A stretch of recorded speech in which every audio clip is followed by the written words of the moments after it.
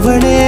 உனது இருவிழி முன் பழரச குவளையில் விழுந்த எறும்பின் நிலை எனது நிலை விலக விருப்பமில்லையே பூவே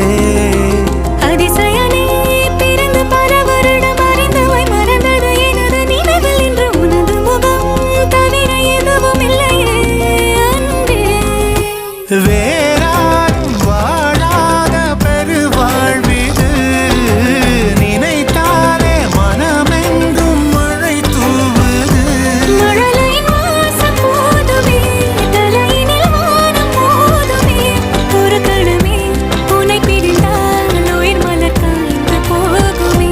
நீதானே பொஞ்சதி